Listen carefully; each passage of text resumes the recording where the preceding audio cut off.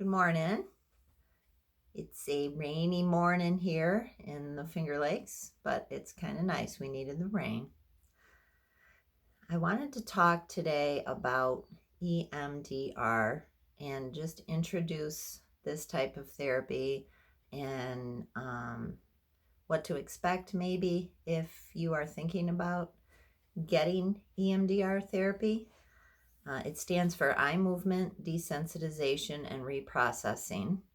And it was discovered basically by a woman named Francine Shapiro back in the late 90s.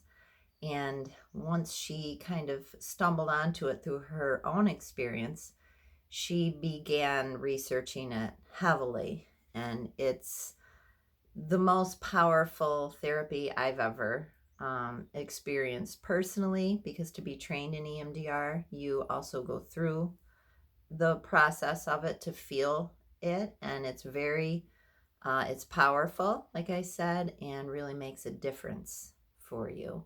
But I was trained in 2012 in EMDR. I got my MSW, my master's in social work, in 1998. So I've been in this field, the mental health field, for many years, and postgraduate, it's 23 years. To be trained in EMDR, you need to have a higher education, a graduate level or PhD or doctor in the mental health field, meaning social work, like I am, psychologist, psychiatrist, uh, mental health therapist, family mental health therapist, and you need at least 2 years, I think it is, postgraduate experience. So my thought to share is, if you are thinking about getting EMDR therapy, just be aware of that it needs to be a licensed, also the person needs to be licensed in the mental health field, higher education, and they need several years of postgraduate experience, and they also need to be trained, and it's pretty extensive training. Once I completed my training, I was so pumped. I wanted every therapist I knew to get trained in it, and several have, which I'm glad. And I just want to keep beating that drum that if you're not trained in EMDR and you are a mental health therapist, it's definitely worth the investment in time and finances to go ahead and get that training. So what is it? It stands for eye movement desensitization and reprocessing. And once Francine Shapiro and her team had begun researching, they'd already named it EMDR for eye movement, and they realized it doesn't have to be eye movement. Any kind of bilateral stimulation while following the protocol was effective. It's also, here's the part I left out at the beginning, EMDR is used for reducing symptoms associated with trauma and other disturbing life situations. So it's very good at reducing and sometimes just eliminating the symptoms that are tied to different traumatic events. Anyway, back to the bilateral. It doesn't have to be eyes. It can be eyes. It can be tapping. It can be, some therapists have little earphone things that they run with a little dial, and the person hears tones back and forth. They have light bars. Personally, pre-COVID, I would get within just a foot and a half or so of my client with permission, and I would do this right in front of their eyes, and you just hold your head still and your eyes go back and forth. If you're like me, that makes you feel a little bit motion sick. So when I was being trained, I quickly learned I respond better to tapping. So the therapist would just gently tap back and forth on my knees. And that's what I would do for my patients that didn't like the eyes too much. We would do the tapping. I would tap on the person's knees. Now that COVID has happened, this mode, butterfly hug, is a way to calm down the nervous system, and Francine Shapiro developed it, and it's very slow bilateral tapping When I do EMDR with somebody in this way, it's not the slow butterfly hug. It's quicker, it's a little harder, and I'm watching you, doing it with you. So I'm not right in your space anymore, but I'm present with you. So the person actually does this themselves while I'm leading them through the protocol. That was really helpful via telehealth. I was cautious at the beginning, like, I don't know if I want to do EMDR with somebody that's just on a flat screen with me. And I realized, and I researched a little bit, it's just as effective doing it this way. So now that I'm hybrid, starting to see people either outside in my garden or in my office, still at a safe distance, this is the mode. Let's see, what else do I want you to know? There are many different protocols now for EMDR.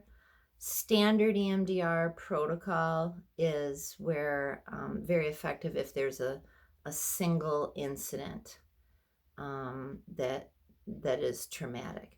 For example, I had someone come to me that had been in a very serious motor vehicle accident, and they were the driver. They were terrified that the person that they hit or that pulled out had died. Thankfully, in that situation, the other person, there were no fatalities. They were alive, but this person's brain was stuck in that. They thought that this person had died. So the symptoms were recurrent nightmares, insomnia, avoidance of driving,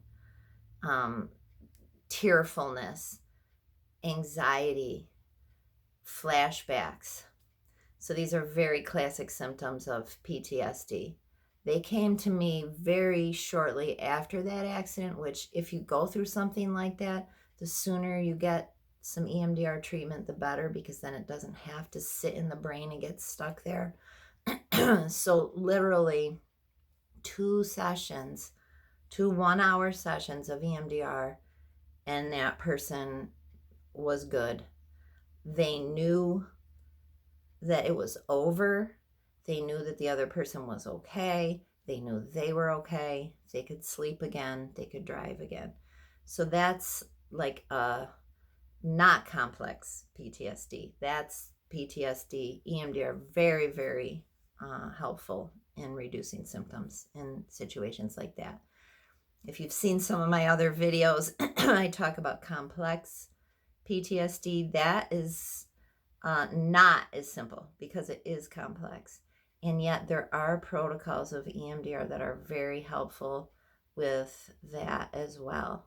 And one of the protocols, or a set of them, that I was trained in, the man's name is Jim Knipe, and he's a therapist, I think, Colorado Springs. And I went to his training, and many different subsets of EMDR and gentle, slower, more subtle forms of EMDR I was trained from him.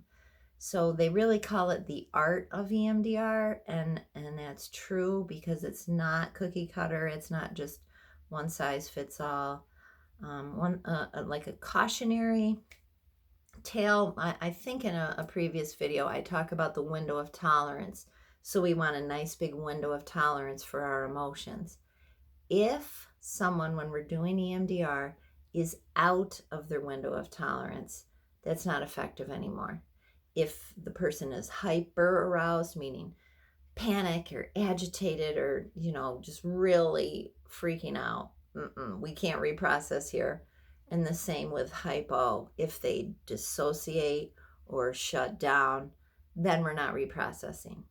And the good news is there's many different strategies and skills to help somebody get back in their window. And that comes with experience, and it comes with lots of training. One, just an example of a way to help somebody contain, because if it's a really scary, very disturbing memory that you're reprocessing, it can be terrifying to go back in there.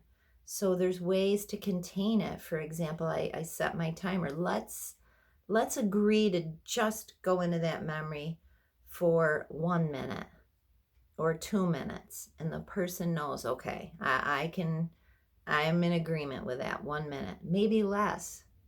And as soon as that timer is up, okay, come on out, and we're grounding. We're looking around. We're taking a nice breath. We're looking at squirrels in the tree, literally, But anyway, though, that's just some information I wanted to share.